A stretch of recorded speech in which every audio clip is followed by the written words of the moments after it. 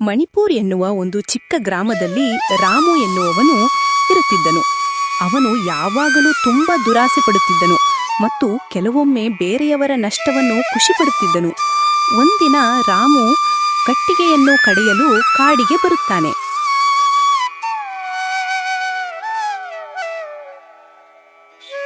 ನಾನು ಕಟ್ಟಿಗೆಯನ್ನು ಕಡೆದು ಮನೆಗೆ ಒಯ್ಯಬೇಕು. ಆದ್ರೆ ಸ್ವಲ್ಪ ಜಾಸ್ತಿ ಕಟ್ಟಿಗೆಯನ್ನು ಕಡಿಯೋಣ. ಇವತ್ತು ಸ್ವಲ್ಪ ಕಟ್ಟಿಗೆಯನ್ನು ಮಾರುಕಟ್ಟೆಗೆ ಮಾರಿ ಸ್ವಲ್ಪ ಕಟ್ಟಿಗೆಯನ್ನು ನಮ್ಮ ಮನೆಯಲ್ಲೇ ಇಟ್ಟುಕೊಳ್ಳೋಣ. ಸ್ವಲ್ಪ ಕಟ್ಟಿಗೆಯನ್ನು ಮಾಡಿದರೆ ನಮಗೆ ಹಣ ಸಿಗುತ್ತದೆ.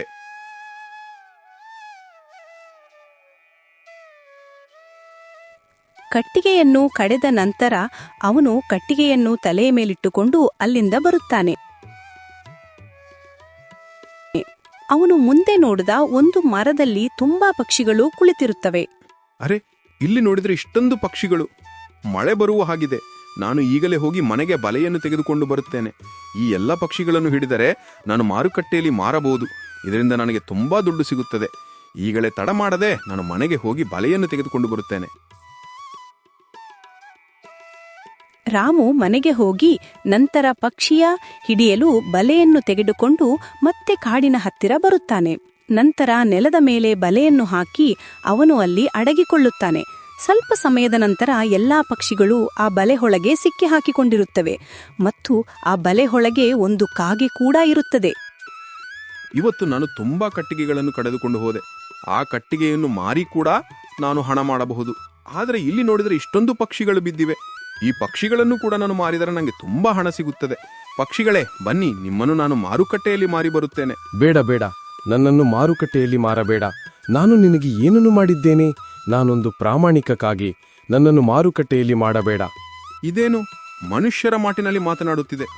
ಈ ಕಾಗೆಯನ್ನು ಮಾರಿದರೆ ನನಗೆ ಇನ್ನೂ ತುಂಬಾ ಹಣ ಬರುತ್ತದೆ. ಬೇಡ ಬೇಡ, ನನಗೆ ಗೊತ್ತು ನೀನು ತುಂಬಾ ಬಡವನಿದ್ದೀಯಾ. ನಾನು ನಿನಗೆ ಸಹಾಯ ಮಾಡುತ್ತೇನೆ, ಆದರೆ ನನ್ನನ್ನು ಮಾರಬೇಡ. ನೀನು ನನಗೆ ಏನು ಸಹಾಯ ಮಾಡುತ್ತೀಯ? ನನಗೆ ಒಂದು ಬಂಗಾರದ ನಿಧಿಯ ಬಗ್ಗೆ ಗೊತ್ತು. ಯಾವ ಬಂಗಾರ? ಯಾವ ನಿಧಿ ಅದು? ಹೇಳು. ಇಲ್ಲಿಂದ ದೂರದಲ್ಲಿ ಒಂದು ಗುಹೆ ಇದೆ. ಆ ಗುಹೆಯೊಳಗೆ ಸಾಕಷ್ಟು ಬಂಗಾರವಿದೆ. ಆ ಬಂಗಾರ ಇರುವ ಜಾಗ ನನಗೆ ಮಾತ್ರ ಗೊತ್ತು. ನೀನು ಈ ಜಾಗದಿಂದ ನನ್ನನ್ನು ಬಿಟ್ಟರೆ ನಾನು ಖಂಡಿತವಾಗಿಯೂ ಹೊರಗೆ ಬಂದು ನಿನಗೆ ಆ ಬಂಗಾರ ಇರುವ ದಾರಿಯನ್ನು ಹೇಳುತ್ತೇನೆ. ನಾನು ನಿನ್ನನ್ನು ಹೇಗೆ ನಂಬಲಿ? ನಾನು ನಿನ್ನನ್ನು ಹೊರಗೆ ಬಿಟ್ಟರೆ ನೀನು ಹಾರಿ ಹೋಗುತ್ತೀಯ. ಅವಾಗ ನಾನು ಏನು ಮಾಡಲಿ?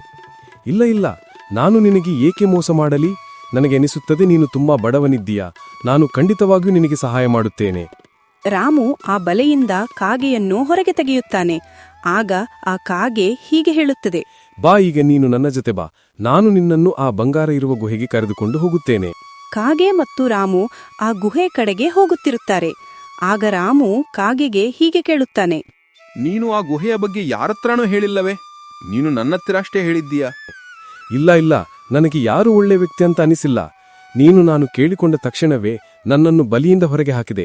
ಅದಕ್ಕೆ ನಾನು ನಿನ್ನನ್ನು ಆ ಗುಹೆ ಹತ್ರ ಕರೆದುಕೊಂಡು ಹೋಗ್ತಿದ್ದೇನೆ. ನಾನು ನಿನಗೆ ಸುಳ್ಳು ಹೇಳಿ ಏನು ಮಾಡಲಿ? ನಿನ್ನ ಜೊತೆ ನನಗೆ ಯಾವುದೇ ದ್ವೇಷ ಇಲ್ಲ. ಹೌದು ಹೌದು, ನೀನಾದರೂ ಏನು ಮಾಡುತ್ತೀಯಾ? ಆ ಬಂಗಾರವನ್ನು ತೆಗೆದುಕೊಂಡು ನೀನಿಷ್ಟಿದ್ದರೂ ಪಕ್ಷಿ ಅಲ್ಲವೇ? ನಾನು ನಿನ್ನನ್ನು ನಂಬುತ್ತೇನೆ. ಹಾಗೆ ಮಾತನಾಡುತ್ತಾ ಕಾಗೆ ಮತ್ತು ರಾಮ ಆ ಗುಹೆಯ ಮುಂದೆ ಬಂದು ತಲುಪುತ್ತಾರೆ. ನೀನು ಹೇಳುತ್ತಿರುವುದು ಇದೇ ಗುಹೆ. ಇದರ ಒಳಗೆ ಹೋದರೆ ನನಗೆ ಬಂಗಾರದ ನಿಧಿ ಸಿಗುತ್ತದೆಯೇ? ಹೌದು, ನಾನು ಹೇಳುತ್ತಿರುವುದು ಇದೇ ಗುಹೆ. ಇದರ ಒಳಗೆ ನೀನು ಹೋಗಬೇಕು. ನೀನು ಹೇಳುತ್ತಿರುವುದು ನೋಡಿದರೆ ನನಗೆ ಏಕೋ ಸಂಶಯ ಬರುತ್ತಿದೆ. ನೀನು ಹೇಳುತ್ತಿದ್ದೀಯಾ ಒಳಗೆ ಬಂಗಾರವಿದೆ ಎಂದು. ಬಂಗಾರ ನಾನು ಬರುವುದನ್ನೇ ಕಾಯುತ್ತಿರುತ್ತದೆಯೇ? ಆ ಬಂಗಾರವನ್ನು ಅಷ್ಟು ಸುಲಭವಾಗಿ ನನಗೆ ಸಿಗುತ್ತದೆಯೇ? ಇಲ್ಲ ಇಲ್ಲ, ಅಷ್ಟು ಸುಲಭವಾಗಿ ಬಂಗಾರ ನನಗೆ ಸಿಗುವುದಿಲ್ಲ. ಆ ಗುಹೆಯೊಳಗೆ ಒಬ್ಬ ಜಾದುಗಾರನಿದ್ದಾನೆ. ಆ ಜಾದುಗಾರನನ್ನು ನೀನು ಸಾಯಿಸಬೇಕು. ಏನು? ಜಾದುಗಾರನನ್ನು ನಾನು ಸಾಯಿಸಬೇಕೆ? ನೀನು ಏನು ಹೇಳುತ್ತಿದ್ದೀಯಾ? ಜಾದುಗಾರ ಎಂದರೆ ಸಾಮಾನ್ಯವೇ? ಅವನು ತುಂಬಾ ಶಕ್ತಿಯುಳ್ಳವನಾಗಿರುತ್ತಾನೆ ಮತ್ತು ನಾನು ಗುಹೆಯೊಳಗೆ ಹೋದರೆ ನನ್ನನ್ನು ಸಾಯಿಸಿ ಬಿಡುತ್ತಾನೆ. ಇಲ್ಲ ಇಲ್ಲ, ಇದು ನನ್ನ ಕೈಯಲ್ಲಾಗುವುದಿಲ್ಲ. ನಾನು ಗುಹೆಯೊಳಗೆ ಹೋಗುವುದಿಲ್ಲ. ನೀನು ಏಕೆ ಹೆದರುತ್ತೀಯಾ? ನೀನು ಇಲ್ಲಿಯವರೆಗೂ ಬಂದಿದ್ದೀಯಾ? ನೀನು ಬಂಗಾರವನ್ನು ಬಿಟ್ಟು ಹೋಗುತ್ತೀಯಾ? ಇಲ್ಲ ಇಲ್ಲ, ನನಗೆ ಬಂಗಾರ ಬೇಕು. ನಾನು ಬಂಗಾರವನ್ನು ತೆಗೆದುಕೊಂಡೇ ಮನೆಗೆ ಹೋಗುತ್ತೇನೆ. ಆದರೆ ಒಳಗೆ ಒಬ್ಬ ಜಾದುಗಾರನಿದ್ದಾನೆ ಎಂದು ನೀನು ಹೇಳುತ್ತಿದ್ದೀಯಾ? ನಾನು ಅವನನ್ನು ಹೇಗೆ ಸಾಯಿಸಲಿ? ನೀನು ಹೆದರಬೇಡ. ನೀನು ಒಳಗೆ ಹೋಗುವಾಗ ನಿನಗೆ ಒಂದು ಅಲ್ಲಿ ಕಮಲದ ಹೂ ಕಾಣಿಸುತ್ತದೆ. ಆ ಕಮಲದ ಹೂವನ್ನು ನೀನು ತೆಗೆದುಕೊಂಡು ಹೋಗು. ಆಗ ಅಲ್ಲಿ ಒಬ್ಬ ಜಾದುಗಾರ ಬರುತ್ತಾನೆ. ಆಗ ಅವನು ನಿನಗೆ ಕೇಳುತ್ತಾನೆ, ನೀನು ಏಕೆ ಗುಹೆಯೊಳಗೆ ಬಂದಿದ್ದೀಯಾ ಎಂದು. ನೀನು ಹೇಳು, ನಾನು ಬಂಗಾರವನ್ನು ತೆಗೆದುಕೊಳ್ಳಲು ಬಂದಿದ್ದೇನೆ ಎಂದು. ಆಗ ಅವನಿಗೆ ಸಂಶಯ ಬರುತ್ತದೆ. ಆಗ ಅವನು ಕಣ್ಣು ಮುಚ್ಚಿ ಯಾರು ನಿನ್ನನ್ನು ಇಲ್ಲಿಗೆ ಕಳಿಸಿದ್ದಾರೆ ಎಂದು ಯೋಚಿಸುತ್ತಾನೆ. ಆಗ ನೀನು ಅವನ ಮೂಗಿಗೆ ಕಮಲದ ಹೂವಿನ ಪರಿಮಳವನ್ನು ತೋರಿಸು. ಆಗ ಅವನು ನಿದ್ರೆಗೆ ಜಾರುತ್ತಾನೆ. ನಂತರ ನೀನು ಒಳಗೆ ಹೋಗಿ ಎಲ್ಲಾ ಚಿನ್ನವನ್ನು ತೆಗೆದುಕೊಂಡು ಬರಬಹುದು. ರಾಮ ಕಾಗೆ ಹೇಳಿದ ಎಲ್ಲಾ ಮಾತನ್ನು ಗಮನದಲ್ಲಿಟ್ಟುಕೊಂಡು ಗುಹೆಯೊಳಗೆ ಹೋಗುತ್ತಾನೆ. ನಿಲ್ಲು, ಯಾರು ನೀನು? ಈ ಗುಹೆಯೊಳಗೆ ನೀನೇಕೆ ಬರುತ್ತಿದ್ದೀಯಾ? ಅದು ನಾನು ಈ ಗುಹೆಗೆ ಬಂಗಾರವನ್ನು ತೆಗೆದುಕೊಂಡು ಹೋಗಲು ಬಂದಿದ್ದೇನೆ. ನೀವು ನನಗೆ ಬಂಗಾರವನ್ನು ಕೊಟ್ಟರೆ ನಾನು ಇಲ್ಲಿಂದ ಸುಮ್ಮನೆ ಹೋಗುತ್ತೇನೆ. ಆಗ ಆ ಜಾದುಗಾರನಿಗೆ ಇವನ ಮೇಲೆ ಸಂಶಯ ಬರುತ್ತದೆ. ಆಗ ಅವನು ಜ್ಞಾನದಲ್ಲಿ ಇವನನ್ನು ಇಲ್ಲಿಗೆ ಯಾರು ಕಳಿಸಿದ್ದಾರೆ ಎಂದು ನೋಡಲು ಅವನು ಕಣ್ಣು ಮುಚ್ಚುತ್ತಾನೆ. ಅದೇ ಸಮಯವನ್ನು ಉಪಯೋಗಿಸಿ ಈ ರಾಮು ಕಾಗೆ ಹೇಳಿದ ಹಾಗೆ ಕಮಲದ ಹೂವನ್ನು ಜಾದುಗಾರನ ಮೂಗಿಗೆ ಕಮಲದ ವಾಸನೆಯನ್ನು ತೋರಿಸುತ್ತಾನೆ. ಆಗ ಜಾದುಗಾರ ಇದ್ದಲ್ಲಿಯೇ ಕೆಳಗೆ ಬಿದ್ದು ಬಿಡುತ್ತಾನೆ. ನಾನು ಜಾದುಗಾರನನ್ನು ತಳಗೆ ಬೀಳಿಸಿಬಿಟ್ಟೆ. ಈಗ ನನಗೆ ಎಲ್ಲ ಬಂಗಾರ ಸಿಗುತ್ತದೆ.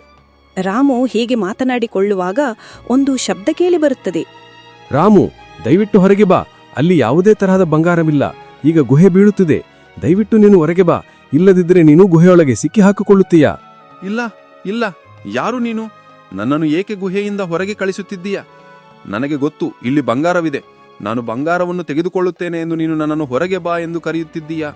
ಇಲ್ಲ ಇಲ್ಲ, ನಾನು ನಿನಗೆ ಸಿಕ್ಕಿರುವಕ್ಕಾಗಿ ಮಾತನಾಡುತ್ತಿದ್ದೇನೆ. ದಯವಿಟ್ಟು ಹೊರಗೆ ಬಾ. ಹೊರಗೆ ಬಂದ ನಂತರ ನಾನು ಎಲ್ಲವನ್ನೂ ಹೇಳುತ್ತೇನೆ. ನಿಜವಾಗಿಯೂ ಇದು ನನಗೆ ಸಿಕ್ಕ ಕಾಗೆಯ ಧ್ವನಿಯೇ. ಇದು ನನ್ನ ಒಳ್ಳೆಯದಕ್ಕೆ ಹೇಳುತ್ತಿದೆ ಅನ್ನಿಸುತ್ತದೆ. ನಾನು ಈಗ ಹೊರಗೆ ಹೋಗಬೇಕು. ನನಗೆ ಕಾಗೆ ಇಲ್ಲಿಯವರೆಗೂ ಸಹಾಯ ಮಾಡಿದೆ. ಖಂಡಿತವಾಗಿಯೂ ನನಗೆ ಮುಂದೆಯೂ ಸಹಾಯ ಮಾಡುತ್ತದೆ.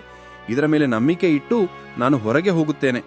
ರಾಮು ಕಾಗೆ ಹೇಳಿದ ಹಾಗೆ ಗುಹೆಯ ಹೊರಗೆ ಬರುತ್ತಾನೆ. ಆದರೆ ಗುಹೆಯ ಹೊರಗೆ ಕಾಗೆ ಇರುವುದಿಲ್ಲ. ಕಾಗೆ ಬದಲು ಒಬ್ಬ ಯುವಕನಿರುತ್ತಾನೆ. ರಾಮುನನ್ನು ನೋಡಿದ ಯುವಕ ಹೀಗೆ ಹೇಳುತ್ತಾನೆ.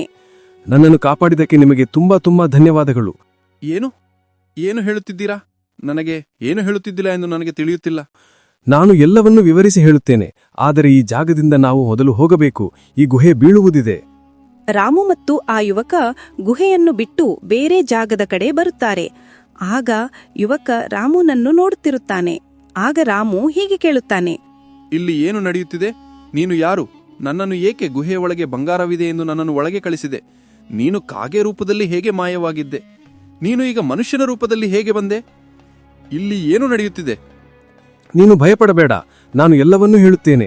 ನೀನು ಎಲ್ಲವನ್ನು ತಡ ಮಾಡದೆ ಹೇಳು. ಇಲ್ಲದಿದ್ದರೆ ನನ್ನ ತಲೆ ಕೆಟ್ಟು ಹೋಗುತ್ತದೆ. ನಾನು ಎಲ್ಲಿ ಕನಸಿನಲ್ಲಿ ಇದನ್ನೆಲ್ಲ ಮಾಡುತ್ತಿದ್ದೇನೆ ಎಂದು ನನಗೆ ಅನಿಸುತ್ತಿದೆ. ನಾನು ಒಬ್ಬ ರಾಜನ ಮಗ. ಮೊದಲು ನಮ್ಮ ಅಪ್ಪ ಮತ್ತು ಒಬ್ಬ ಜಾದುಗಾರನ ನಡುವೆ ದೊಡ್ಡ ಜಗಳವೇ ನಡೆದಿತ್ತು. ಆದರೆ ಜಾದುಗಾರನಿಗೆ ನಮ್ಮ ಅಪ್ಪನನ್ನು ಸೋಲಿಸಲು ಆಗಿರುವುದಿಲ್ಲ.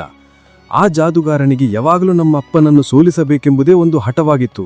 ಆದರೆ ಆ ಜಾದುಗಾರನಿಗೆ ಯಾವಾಗಲೂ ನಮ್ಮಪ್ಪನನ್ನು ಸೋಲಿಸಲು ಆಗುತ್ತಿರುವುದಿಲ್ಲ. ಒಂದು ದಿನ ನಾನು ಬೇಟೆಯಾಡಲು ಕಾಡಿಗೆ ಬರುತ್ತೇನೆ. ನನ್ನ ಜೊತೆ ಎಲ್ಲಾ ಸೈನಿಕರು ಬರುತ್ತಾರೆ.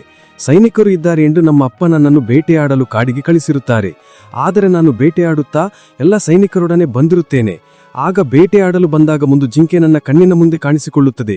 ಆ ಜಿಂಕೆಗೆ ನಾನು ಬಾಣವನ್ನು ಬಿಡುವುದಿಲ್ಲ, ಏಕೆಂದರೆ ಆ ಜಿಂಕೆ ತುಂಬಾ ಹೊಳಪಾಗಿ ಕಾಣಿಸುತ್ತಿತ್ತು. ಆ ಜಿಂಕೆಯನ್ನು ಹೇಗಾದರೂ ಮಾಡಿ ನನ್ನ ಬಳಿ ತರಬೇಕೆಂದು ನಾನು ಅದಕ್ಕೆ ಬಾಣ ಬಿಡದೆ ಅದರ ಬೆನ್ನಟ್ಟಿಕೊಂಡು ಹೋಗುತ್ತೇನೆ. ಆ ಜಿಂಕೆ ಹೋಗುತ್ತಿದ್ದಂತೆಯೇ ಒಂದು ಗುಹೆಯೊಳಗೆ ಬರುತ್ತದೆ. ನಾನು ಗುಹೆಯೊಳಗೆ ಅದರ ಹಿಂದನೆ ಬರುತ್ತೇನೆ. ಆದರೆ ಇದ್ದಕ್ಕಿದ್ದಂತೆಯೇ ಆ ಗುಹೆಯ ಬಾಗಿಲು ಮುಚ್ಚಿಬಿಡುತ್ತದೆ. ಅದೇ ಸಮಯವನ್ನು ಉಪಯೋಗಿಸಿ ಆ ಜಾದುಗಾರನ ಹಿಂದೆ ಮುಂದೆ ನೋಡದೆ ನನ್ನನ್ನು ಕಾಗೆಯನ್ನಾಗಿ ಮಾಡಿಬಿಡುತ್ತಾನೆ. ನಾನು ಕಾಗೆಯಾದ ನಂತರ ನನ್ನನ್ನು ಹಾರಲು ಬಿಡುತ್ತಾನೆ. ನಾನು ಹಾರಿ ಹೋಗಿ ಅರಮನೆಯಲ್ಲಿ ಎಲ್ಲರಿಗೂ ವಿಷಯವನ್ನು ತಿಳಿಸುತ್ತೇನೆ. ಆದರೆ ನನ್ನನ್ನು ಯಾರೂ ಕೂಡ ನಂಬುವುದಿಲ್ಲ. ಆದ ಕಾರಣ ನಾನು ಅರಮನೆಯನ್ನು ಬಿಟ್ಟು ಮತ್ತೆ ಕಾಡಿಗೆ ಬರುತ್ತೇನೆ. ನೀನು ಚಿಂತೆ ಮಾಡಬೇಡ. ನಿನಗೆ ಏನು ಬೇಕು ಅದನ್ನೆಲ್ಲವನ್ನೂ ನಾನು ನಿನಗೆ ಕೊಡುತ್ತೇನೆ. ರಾಜಕುಮಾರರೇ, ನೀವು ಇಷ್ಟೆಲ್ಲ ಕಷ್ಟವನ್ನು ಅನುಭವಿಸಿದ್ದೀರಾ? ನಾನು ತುಂಬಾ ಕಷ್ಟಪಟ್ಟೆ. ಎಲ್ಲಾ ಕಡೆನೂ ತಿರುಗಾಡಿದೆ. ಆದರೆ ನನ್ನ ಮಾತನ್ನು ಯಾರೂ ಕೂಡ ನಂಬಲಿಲ್ಲ. ನೀನು ಮೊದಲನೇ ವ್ಯಕ್ತಿ ಆಗಿರುತ್ತೀಯ ನನ್ನ ಮಾತನ್ನು ಕೇಳಿದ ವ್ಯಕ್ತಿ, ಅದು ನೀನೇ. ನೀವು ಇಷ್ಟೆಲ್ಲ ಮಾಡಿರುವುದು ನಿಮ್ಮನ್ನು ಉಳಿಸಬೇಕೆಂದು ಅಲ್ಲವೇ? ನಾನು ಗುಹೆಯ ಒಳಗೆ ಹೋದಿದ್ದು ಕೂಡ ನಿಮ್ಮ ಸಲುವಾಗಿ ಅಲ್ಲವೇ? ನೀವು ನನ್ನ ಜೀವನ ಜೊತೆ ಆಟ ಆಡುತ್ತಿದ್ದೀರಾ. ನಾನು ಗುಹೆ ಬಿಟ್ಟು ಹೊರಗೆ ಬರದಿದ್ದರೆ ಗುಹೆ ಬಿದ್ದು ನಾನು ಅಲ್ಲಿಯೇ ಸತ್ತು ಹೋಗುತ್ತಿದ್ದೆ. ನೀವು ಮಾಡಿದ್ದು ಸರಿಯೇ? ಹೌದು ಹೌದು, ಇಷ್ಟೆಲ್ಲ ಮಾಡಿರುವುದು ನನ್ನ ಸಲುವಾಗಿ. ನನಗೆ ಬೇರೆ ದಾರಿಯೇ ಇದ್ದಿರಲಿಲ್ಲ. ನೀನು ಆದರೂ ಹೇಳು, ನೀನು ನನ್ನ ಪರಿಸ್ಥಿತಿಯಲ್ಲಿದ್ದರೆ ನೀನು ಏನು ಮಾಡುತ್ತಿದ್ದೆ? ಹೌದು ಹೌದು, ನೀವು ಹೇಳುವುದು ಸರಿಯದೆ. ನಾನು ನಿಮ್ಮ ಜಾಗದಲ್ಲಿದ್ದರೆ ನಾನು ಕೂಡ ಹೀಗೆ ಮಾಡುತ್ತಿದ್ದೆ. ನೀನು ತೆಗೆದುಕೊಂಡ ಹೋದ ಆ ಕಮಲದ ಹೂ ತುಂಬಾ ಅಪಾಯಕಾರಿಯಾಗಿತ್ತು. ಆ ಕಮಲದ ಹೂ ಏನಾದರೂ ನೀನು ಅವನ ಮೂಗಿಗೆ ಪರಿಮಳ ತೋರಿಸದೇ ಇದ್ದರೆ ನೀನು ಸ್ಥಳದಲ್ಲಿಯೇ ಸತ್ತು ಹೋಗುತ್ತಿದ್ದೆ. ನಾನು ಬಂಗಾರ ಸಿಗುತ್ತದೆ ಎನ್ನುವ ಒಂದು ವಿಷಯ ಬಿಟ್ಟರೆ ಏನನ್ನು ಯೋಚಿಸದೆ ಬಹಳ ಮುಂದುವರೆದು ಬಿಟ್ಟೆ. ನೀನು ಚಿಂತೆ ಮಾಡಬೇಡ. ನಿನಗೆ ಎಷ್ಟು ಬಂಗಾರ ಬೇಕು, ನೀನು ಅಂದುಕೊಂಡಿದ್ದ 10 ಪಟ್ಟು ಬಂಗಾರವನ್ನು ನಾನು ನಿನಗೆ ಕೊಡುತ್ತೇನೆ. ಈಗ ನೀನು ನನ್ನ ಜೊತೆ ಅರಮನೆಗೆ ಬಾ. ನಮ್ಮ ಅಪ್ಪ ಅಮ್ಮ ನನ್ನನ್ನು ಹುಡುಕ್ತಾ ಇರುತ್ತಾರೆ. ರಾಮು ಮತ್ತು ಯುವರಾಜ ಅರಮನೆ ಹತ್ತಿರ ಹೋಗುತ್ತಾರೆ. ನನ್ನ ಮಗ ಅರಮನೆಗೆ ಬಂದೇ ಬಿಟ್ಟು ಮಗನೇ, ನಾವು ತುಂಬಾ ಚಿಂತೆ ಮಾಡುತ್ತಿದ್ದೆವು ನೀನು ಎಲ್ಲಿ ಹೋಗಿದ್ದೀಯಾ ಎಂದು. ನೀನು ಎಲ್ಲಿ ಹೋಗಿದ್ದೆ ಮಗನೇ? ನಿನ್ನನ್ನು ನಾವು ತುಂಬಾ ಹುಡುಕಾಡಿ ಬಿಟ್ಟೆವು. ಯುವರಾಜ ನಡೆದ ಎಲ್ಲಾ ಘಟನೆಯನ್ನು ಅವರ ಅಪ್ಪನ ಮುಂದೆ ಹೇಳುತ್ತಾನೆ. ನಿಮಗೆ ತುಂಬಾ ಧನ್ಯವಾದಗಳು. ನಮ್ಮ ವಂಶದ ಕುಡಿಯನ್ನು ನೀವು ಉಳಿಸಿದಿರಿ. ನಿಮಗೆ ಏನು ಬೇಕು ಹೇಳಿ, ಎಲ್ಲವನ್ನೂ ಕೊಡುತ್ತೇವೆ. ಅಪ್ಪ, ಇವನಿಗೆ ಎಷ್ಟು ಬೇಕೋ ಅಷ್ಟು ಬಂಗಾರವನ್ನು ಕೊಡಿ. ಇವನು ಯಾವಾಗಲೂ ನಮ್ಮನ್ನು ನೆನೆಸಿಕೊಳ್ಳಬೇಕು, ಆ ಥರ ಇವನಿಗೆ ಬಂಗಾರವನ್ನು ಕೊಡಿ.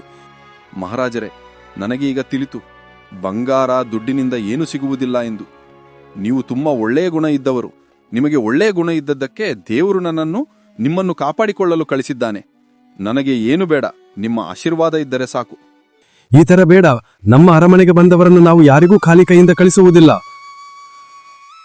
ಇಷ್ಟು ಮಾತನಾಡಿದ ನಂತರ ಮಹಾರಾಜರು ಅವನಿಗೆ ತುಂಬಾ ಬಂಗಾರವನ್ನು ಕೊಡುತ್ತಾರೆ. ಆ ಬಂಗಾರವನ್ನು ನೋಡಿದ ರಾಮುವಿಗೆ ತುಂಬಾ ಖುಷಿಯಾಗುತ್ತದೆ. ಎಲ್ಲ ಬಂಗಾರವನ್ನು ತೆಗೆದುಕೊಂಡು ರಾಮ ಅವನ ಮನೆಗೆ ಮರಳಿ ಹೋಗುತ್ತಾನೆ. ಗೆಳೆಯರೇ, ಈ ವಿಡಿಯೋ ಇಷ್ಟ ಆಗಿದ್ದರೆ ದಯವಿಟ್ಟು ಈ ವಿಡಿಯೋಗೆ ಒಂದು ಲೈಕ್ ಕೊಟ್ಟು SN ಹಳ್ಳಿ ಕತೆ ಚಾನೆಲ್ ಅನ್ನು ಸಬ್ಸ್ಕ್ರೈಬ್ ಮಾಡಿ ಮತ್ತು ನಿಮ್ಮ ಊರಿನ ಹೆಸರನ್ನು ಕಮೆಂಟ್ ಮಾಡಿ.